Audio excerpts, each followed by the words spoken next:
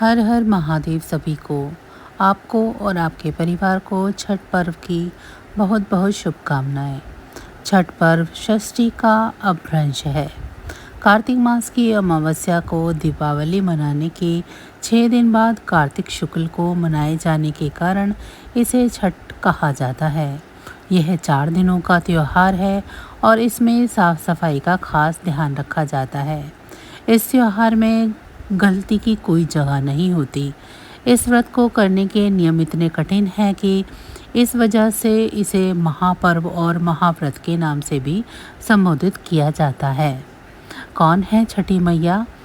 मान्यता है कि छठ देवी सूर्य देव की बहन है और उन्हें प्रसन्न करने के लिए जीवन के महत्वपूर्ण अवयवों से सूर्य व जल की महत्ता को बताते हुए उन्हें साक्षी मानकर भगवान सूर्य की आराधना तथा उनका धन्यवाद करते हुए माँ गंगा, यमुना या किसी भी पवित्र नदी या पोखर के किनारे यह पूजा की जाती है।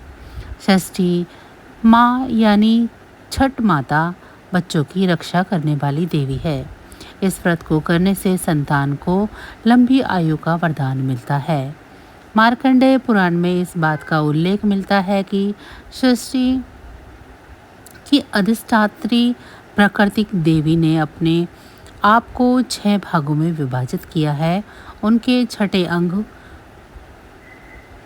छठे अंश को सर्वश्रेष्ठ मातृ देवी के रूप में जाना जाता है, जो ब्रह्मा की मानस पुत्री है। वे बच्चों की रक्षा करने वाली देवी हैं। कार्तिक मास के शुक्ल पक्ष की षष्ठी को इन्हीं देवी की पूजा की जाती है। शिशु के जन्म के 6 दिनों बाद इन्हीं देवी की पूजा की जाती है। इनकी प्रार्थना से बच्चे को स्वास्थ्य, सफलता और दीर्घ आयु होने का आशीर्वाद मिलता है।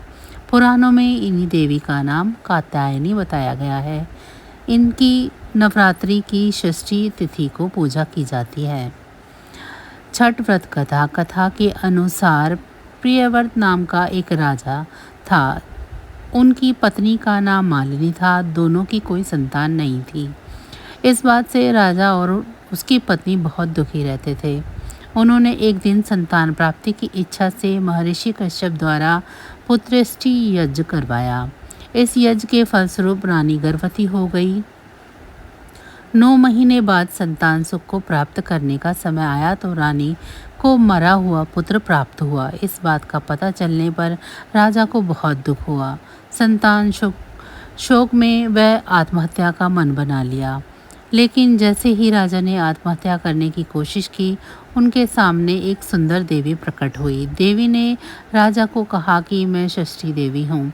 मैं लोगों को पुत्र का सौभाग्य प्रदान करती हूँ। इसके अलावा जो सच्चे भाव से मेरी पूजा करता है, मैं उसको सभी प्रकार के मनोरथों को पूर्ण करती हूँ। यदि तुम मेरी पूजा करोगे तो मैं तुम्हें पुत्र रत्न प्रदान करूंगी। देवी की बातों से प्रभावित होकर राजा ने उनकी आज्ञा का पालन किया। राजा और उनकी पत्नी ने कार्तिक शुक्ल की षष्ठी तिथि के दिन देवी षष्ठी की पूरी विधि विधान के साथ पूजा की। इस पूजा के फलस्वरूप उन्हें एक सुंदर पुत्र की प्राप्ति हुई। तभी से छठ का पावन पर्व मनाया जाने लगा।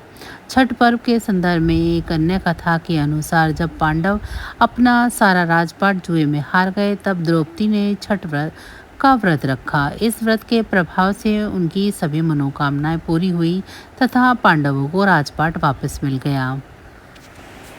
तो बस आज की जानकारी इतनी ही थी। फिर मिलेंगे हम आपको ऐसी ही किसी अन्य जानकारी के साथ अगली वीडियो में।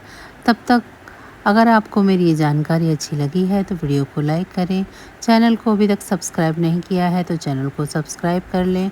माँ छठी मैया की कृपा दृष्टि आप सभी पर और आपके पूरे परिवार पर सदैव बनी रहे।